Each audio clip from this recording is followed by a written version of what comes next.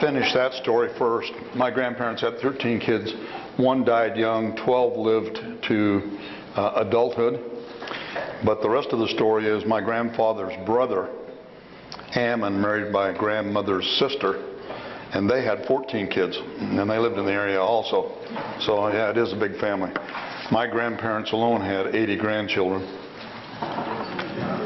And then I guess that's where I'll start with this story, is a little bit about myself. I am a genuine Malheur County historical relic. I was born in Vale. I had 3 other siblings. 2 have passed on. My brother Mark is here with me today. Mark lives in the Burley area, and we are the only 2 of the Golden Grigg family, immediate family left. And but our mother was also from Vale. Our mother was one of the Munson family. And the Munsons, Al and Elsie Munson, lived in Parma, immigrated from Colorado to Parma, and had 5 children, 2 of which were born in Parma. 1 was my mother and the rest in Vale. My mother moved to Vale in around 1920. My grandfather Munson was a mechanic, originally with Kessler Motor Company, and then spent the rest of his life taking care of the school buses at Malheur, at the Vale School District. And mother and father obviously met in Vale. The Grigg family grew up in Nampa. My grandfather Parley and grandmother Hallie moved from Nampa over to Vale. You talked about the Vale Project. That's what brought them there. They came there in about 1930, homesteaded 40 acres of sagebrush, found out it was good to have 12 kids because that's who cleared the sagebrush off the property. My dad talks about having a hand hoe, a one-handed hoe, and they would line up 12 across and go across the property, move over and come back across the property, pile up the sagebrush and burn it, and they hand cut all of the sagebrush off of that piece of property.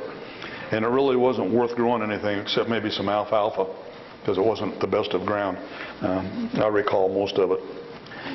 Well, then in the 1930s, and my dad's closest brother in age was Nephi, and they were really close friends. And I have never seen a picture, ever, at any age, of the Grigg family that my dad and Nephi aren't standing side by side. Typically one with the arm around the other. They were best of friends. They had different personalities, totally different personalities, but they were absolutely the best of friends.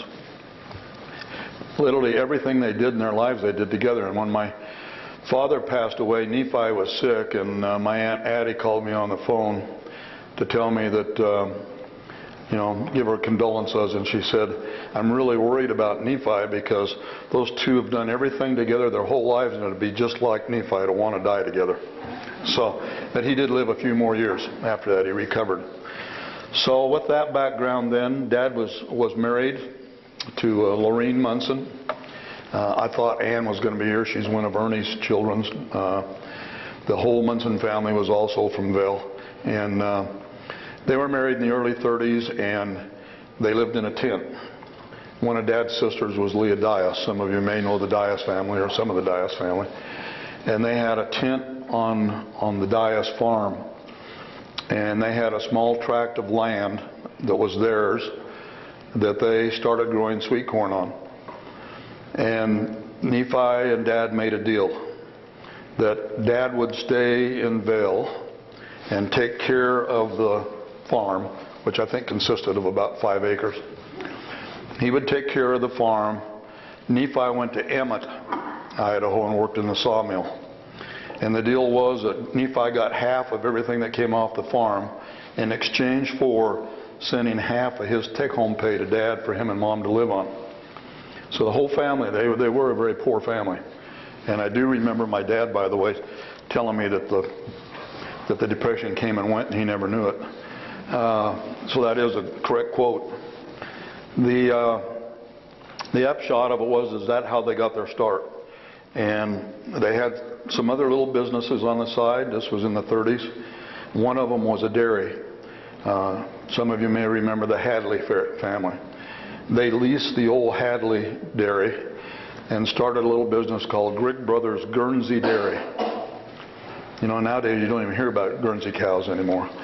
And on the side of the truck, I can still see it, it said the milk with authority. And the only thing I can figure out is that it had to do with the cream content in the milk, because it was high in cream content. So, and that's the reason people don't like it today. They'd rather have fresh milk without the cream.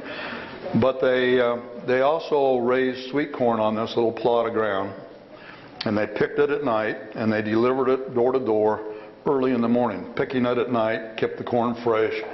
They delivered it with a horse and buggy, and that business grew a little. My dad told me he remembered going to a home once, and as the gal was closing the door, he heard her tell her husband that she really didn't need the corn, but she figured the boy selling it needed the money. So he probably was not dressed real well. But they did that for a while, and it became successful, so they started buying corn from other growers.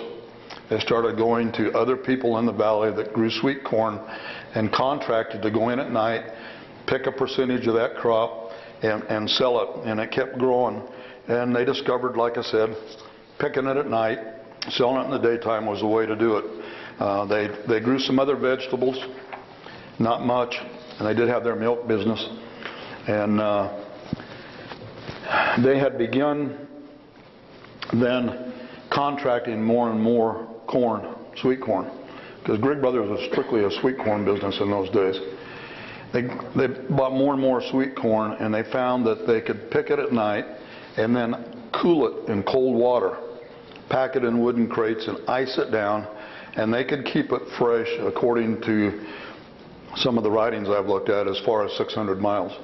If you draw a 600-mile radius around this area, excuse me, that takes in Portland, Salt Lake, Butte, Montana, some of the larger areas, and they would ship it in there under ice. The demand kept growing, during the war, they bought some old trucks. Mark and I have a picture of that in our, by the way, Mark and I have a company now called Grigg Brothers, second generation Grigg Brothers, and we use a picture of those trucks in our advertising, because we took the logo right off the side of the truck and we use it as our logo. And so they began icing that down and putting it in trucks and hauling it to some of the bigger cities in the area. And it just kept growing and kept growing. And about, in the mid-40s sometimes, there was a company that moved into Ontario area by the name of Bridgeford. And the Bridgeford company built a fairly big plant here, and they began to lease space from the Bridgeford company in that plant. And one of the things they did, and I can still remember them, was they built these big ice towers where they made ice, and they were up above high so they could run the ice down the chutes. And they began to pack that corn, cool it down, pack it in wooden crates, and they would then stack it in railway cars. And one of my early jobs as a teenager was stacking those crates in the railway cars and packing them with ice. And they would pack that railway car full of ice, and they could start shipping it farther away than they used to ship it. And the Bridgeford company was a frozen food company. They were early into that business. All the time their acreage is expanding. By 1949 they had contracted 2,000 acres of sweet corn in the valley, and they would pay the growers to plant that corn on different dates so that it would mature at different times, because they couldn't handle it all coming into the factory at the same time. And I remember the corn dumps. I remember being down there and watching the corn being dumped in there.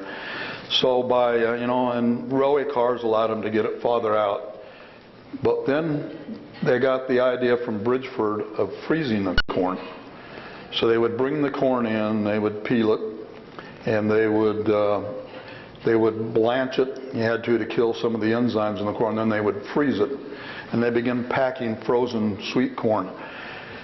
The frozen corn then could be packed into refrigerated trucks and refrigerated railway cars and sent all the way to the East Coast, New York, Washington D.C., down to Los Angeles, up to Seattle, some of the bigger cities.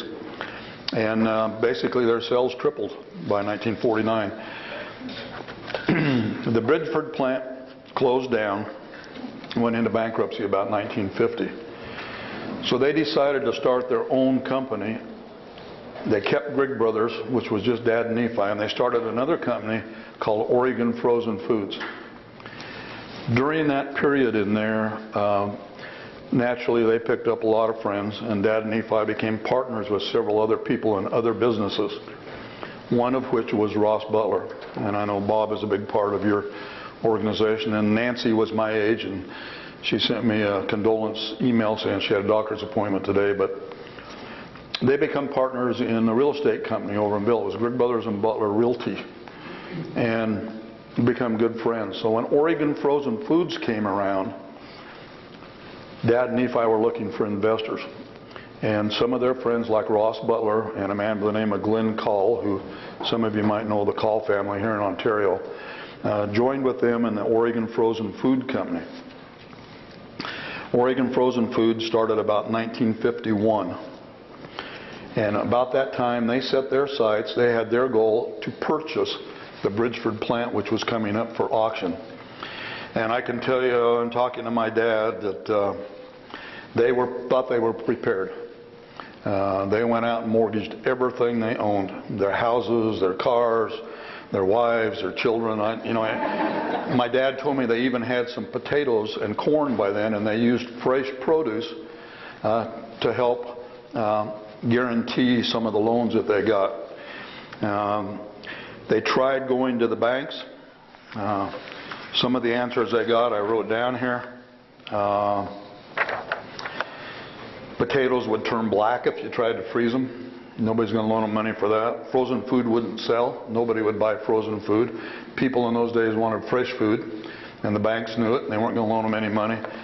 So again, they realized that they were going to have some investors. So they got more and more investors. And they realized that the processing, the problem they had, and by the way, I'd become an entrepreneur in 1952 when myself and one of my girl cousins, Billy Grigg, one of Nephi's family, and another girl cousin, Lavelle Williams, the three of us at the plant here in Ontario would ice down soda pop in bottles in one of those galvanized water troughs that they use for cattle. And we'd buy the soda for 10 cents a bottle and sell it for 12 cents a bottle. We'd ice it down and sell it. At shift change, they'd come out and buy soda. And when the plant changed shift, but I can remember the corn coming in. The problem they had was even though they were freezing it now and shipping it fresh, I think by the early 50s they were the world's largest supplier of frozen corn on the cob. And the corn season just didn't last that long. Even by rotating fields and paying farmers, they could only get maybe 2 months out of that season. So they began looking for something else that they could process that would keep the plant open year-round and not just 2 months out of the year. And they began looking at potatoes, because potatoes could be stored and then pulled back out of storage. And they looked at onions. I remember going out and looking at asparagus as a young man. They even looked at processing asparagus. They processed onions, which I think everyone knows by now grow very well down in this valley. And is probably the primary crop now, I'm guessing, from what I see around as I drive around.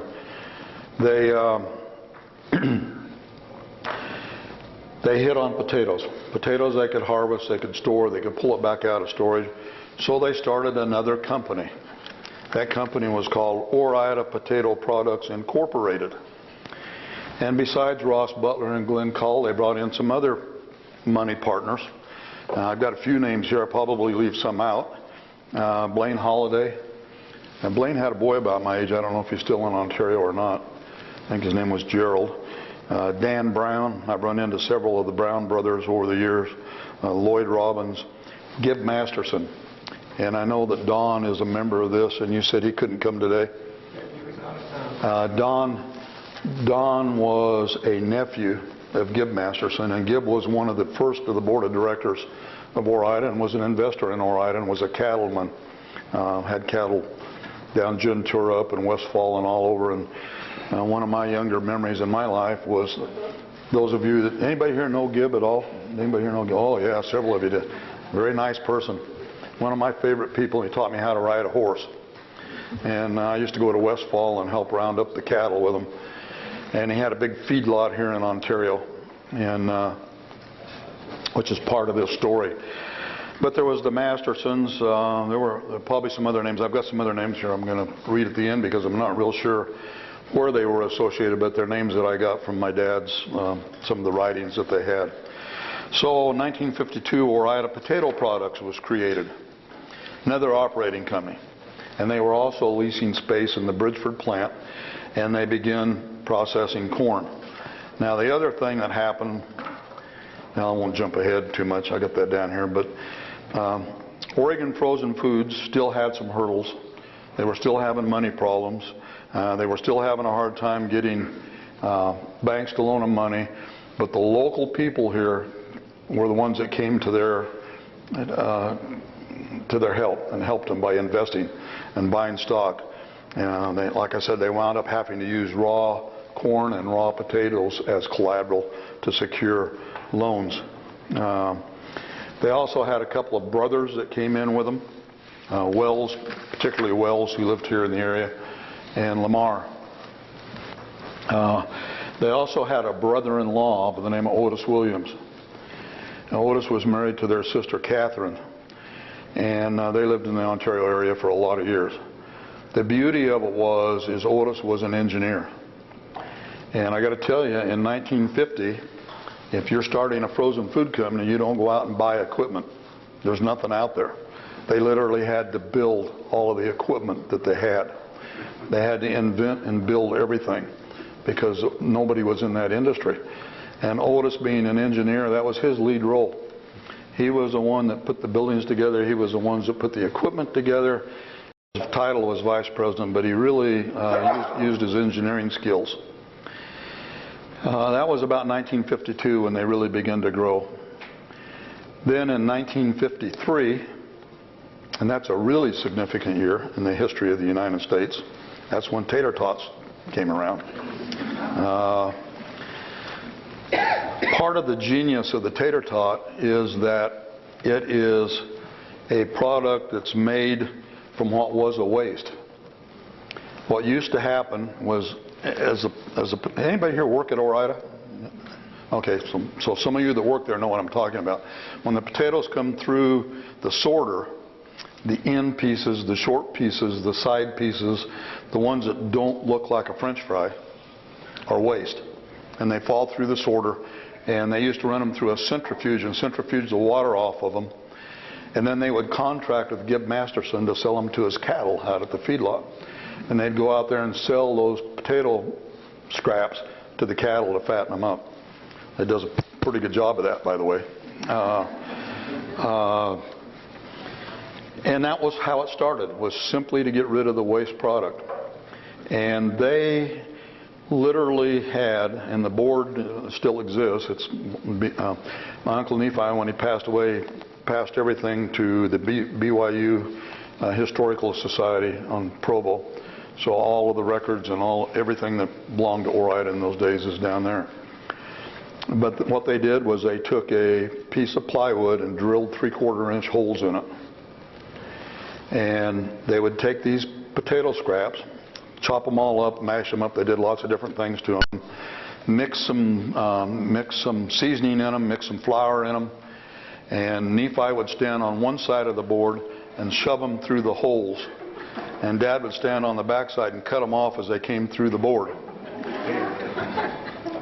They're still 3/4 of an inch in diameter, by the way. They've never changed the formula, as I understand it, from the formula that started. And they're exactly the same size as they used to be. Then they would fry those up, and they would taste them.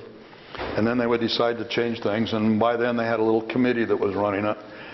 And I asked Dad how they came up with the name once, and he said they went home one night, and the challenge was to come up with something that rhymed with small. It was going to be a small potato, and he can't remember who threw out the name Tot. But, you know, if you look at synonyms for small, Tot is one of them. So potato tots became Tater-Tots. And I think everybody knows the rest of the story. The rest of the story is history. You know, it wasn't long before they had to start grinding up whole potatoes. It had become not just a waste deal, but they had to start grinding up whole potatoes to meet production. And it continued to grow and continued to grow. And the food business continued to grow. And what really set it off was, I think again in 1953 or 1954, there was a big food show going on in Miami Beach. It was at the Flamboyant Hotel that was owned by Jackie Gleason in those days. And they took some of their new tater-tots, froze them, put them in a suitcase, packed it with dry ice, and Nephi got on an airplane, flew to North Miami Beach, and bribed the people down in the kitchen that were serving the luncheon that day with a $100 bill to fry up these potatoes and serve them to the people out there in the audience. And that was the first time they were served, and then the orders started flowing in, and that's when that business took off. So it wasn't too long before things were just dramatically processing, going end over end. Between 1951 and 1960, the company expanded dramatically, selling their products throughout the United States. Canada became a big market for them. They couldn't get enough production here in Ontario, so they went to Burley to build a new plant. And my father in 1959 left Ontario, and that was the year I graduated from high school, by the way. I did all my grade school years in Vale and my high school years in Ontario. And my father moved to Burley in 1959 to ramrod the building of the Burley plant. At that point, Mark is fairly young, so he was raised mostly in Burley. Because what happened was, it wasn't long before they realized that shipping this stuff from Idaho all the way to the East Coast was expensive. And in order to try to get closer to the market, they decided to build a plant in Greenville, Michigan. And again, my father then moved to Greenville to get that plant built and get it up and running. And not only that, but they had to bring the farmers from this valley. A couple of cousins got involved in that, a couple of Dad's brothers, Hepworths, who were from Ontario here, got involved in that. And the short of the story is, growing Idaho potatoes in Michigan didn't work. The plant's now closed. Mark actually graduated from Greenville High School there when they were building the Ore-Ida plant in Greenville. That plant's now closed. They just could never get the same quality from the potatoes. You know, potatoes to be good quality have to have hot days and cold nights. I went to school, got my graduate degree at Michigan State, and I can tell you they don't have cool nights. It doesn't cool off at night. It gets hot in the daytime, stays hot at night. And that creates a lot of disease and a lot of problems. And Russet Burbank, which is the Idaho potato, has a lot of disease problems. In fact, I got my master's degree in potato production, and I can tell you the only good quality that Russet Burbanks have is processing and baked potatoes. They just don't make chips very well, and they're hard to grow outside of this area. So eastern Oregon, eastern Washington, Idaho, northern Nevada, maybe up into southern Alberta, and some of these desert climates is the only place that they really grow good. So, finish my story. About 1961, when they started booming, they took Grigg Brothers Fruit and Vegetable Products. By that time, they called it Grigg Brothers Fruit and Vegetable Products. Oregon Frozen Foods, which was primarily Grigg Brothers with the addition of Ross Butler and a few other investors. Ore-Ida Potato Products. And they merged all of those little companies into one big company. And that company name was Ore-Ida Foods. And what they did then is they took 50% of their stock and they sold it over the counter as an initial public offering. It went on the market, as I recall, at about $12, and within a few days it went up to $18. And that's where they got the money to really expand and build these other plants and do a lot of things that they were doing at their facilities. So in 1962 they began processing French fries. They also processed onion rings, fresh frozen onion rings. I'm not even sure they still do onion rings. Haven't been around Ore-Ida for a while, so I'm not sure they still process onions. They had chopped onions, frozen chopped onions, onion rings.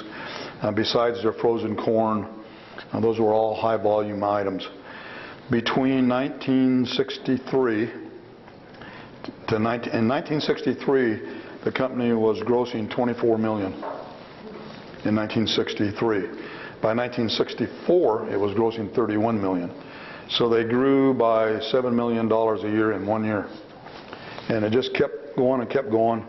They were, by 64, they were processing 1 million pounds of potatoes a day, every day. Then between 1964 and 1965, it doubled in 1 year. Absolutely doubled in 1 year. And what caught me personally off guard was I was at graduate school at Michigan State University getting my master's degree in potato production with the intent of coming back here and working in the family business. And one day I got a phone call that said we just sold the company. I think it just, I've talked to my dad about it several times. He told me that the growth was, in his words, was dizzying. They just couldn't fathom where it was going. And he felt like the time was right to get out. So they sold it to H.J. Heinz Company. H.J. Heinz was also going through some growing pains. They wanted to get into the frozen food business, so they made good partners. So, you know, my story is I didn't have a company to come home to, so I started building golf courses. I'm not real sure how I got from potatoes to turf, but I did. And I've been in the turf business for 44 years. And Mark and I started a company of our own 16 years ago, and with pride took on the name Grigg Brothers.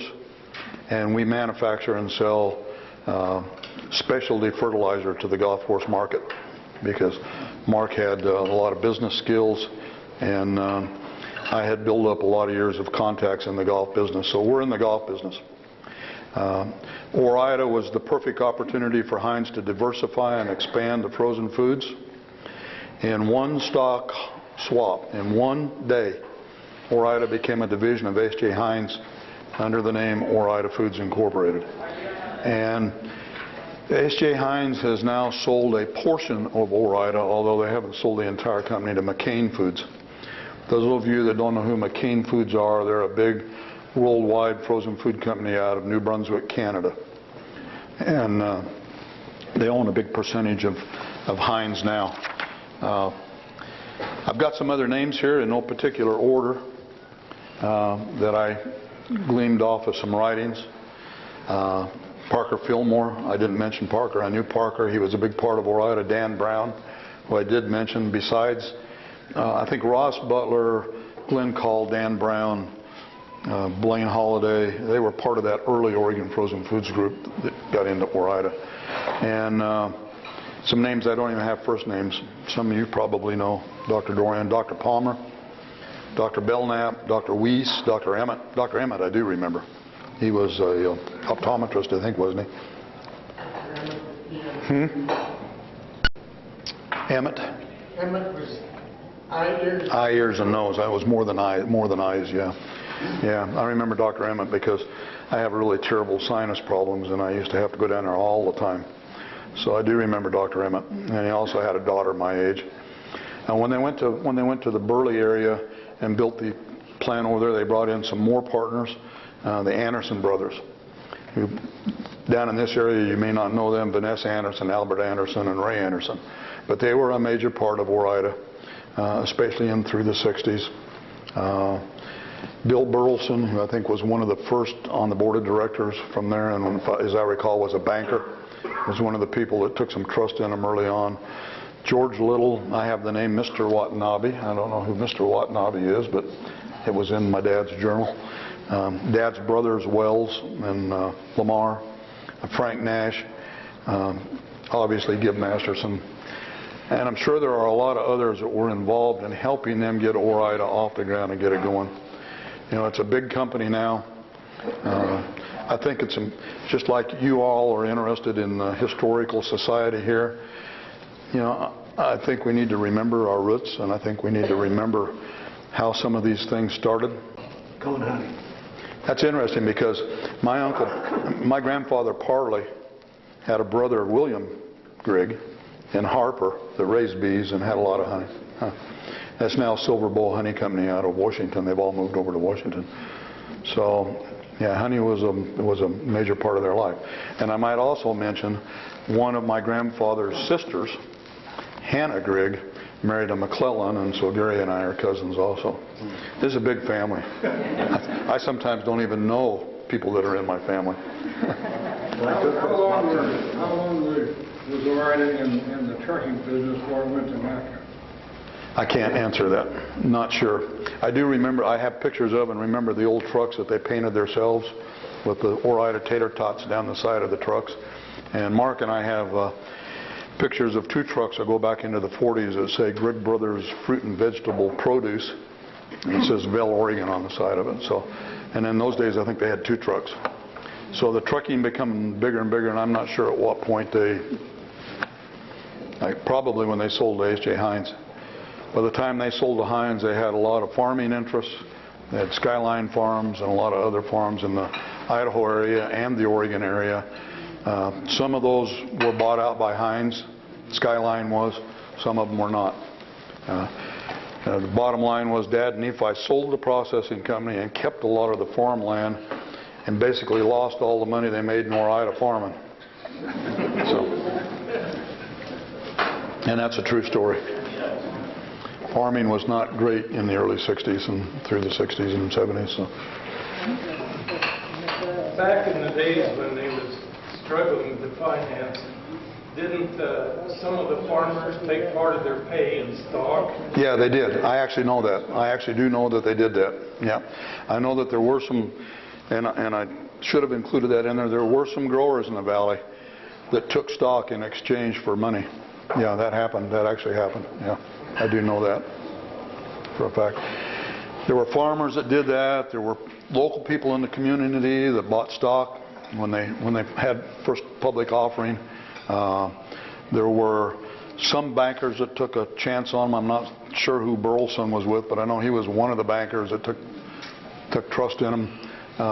If you knew, my dad was a little on the quieter side, but Nephi was a pretty dynamic personality, and he had a pretty good way of convincing people to get involved with him. So, you know.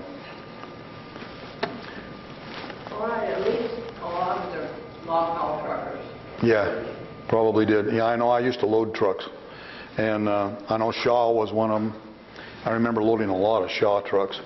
They had to be refrigerated trucks. They had some that was owned by Ted Hoots and Detweiler. Their brother Lamar was in charge of the trucking part of the business, and I worked for Lamar in the Ontario plant here. And when I was going to high school, one of my jobs was loading frozen packages into those trucks, refrigerated trucks. Between loading boxes into trucks all day, bucking hay bales and potato sacks, kept me in shape for football. So that was, in those days, that's all I cared about was football. So yeah, they did lease a lot of trucks, and they hired a lot of trucking companies. Like I remember Shaw particularly had a lot of trucks coming in and out of Ore-Ida. Yeah, just you know, they built it. They did build it. They had a lot of help, so it worked both ways. Is any of this put into a book any place? A little bit of it is in the Malheur County Historical Society books. On the Grigg family, there's a little bit of that in there. My uncle Nephi published a book, and I don't even know if you can still get it if it's in print. It was called Briefs by Nephi, because Nephi went Nephi as a nickname most of his life, and the name of that book is Briefs by Nephi, and the Ore-Ida story is in that book, and it is available online from the BYU Historical Society, and that is in fact where I got a little bit of my information from, that and family records. Bobby, your dad was deeply involved in this. Any comments? I have a lot of those same memories, Gary, and looking back through those years, and that was when you talk about Ross Butler being a financial investor. He didn't have any money. He wasn't an investor. He came in to work with him just like the rest of them did. Put everything he had on the line. Yep. A lot of people put everything they had on the line. A lot of people did.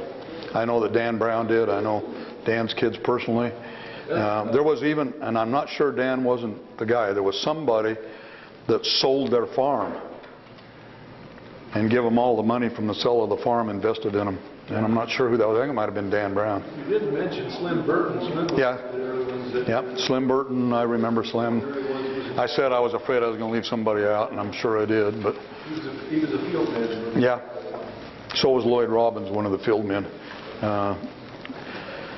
Glenn Call, as far as I know, as of a couple of years ago, Glenn was still living in his late 90s. When I was a teenager here in Ontario, he was one of the bishops in the Ontario ward. And my wife and I built a golf course in Olathe, Kansas. And somewhere in the process, I found out that one of Glenn's daughters was in my ward. And that was a number of years ago, but he was fairly old then. And I remember getting up to speak in church one day, and I look out, and my ex-bishop sitting right down on the front row. And if you were a rowdy teenager, that was kind of scary to have to get up and speak when my old bishop that knew me in those days was sitting there. Anyway, yeah, Slim Burton. There's probably a lot of other names in there. I don't know the Watanabe name, but I know it was in Dad's book as being somebody that considerably helped him. Good story. Anything else, Dr. Daniels? No? I appreciate you all inviting me to be here.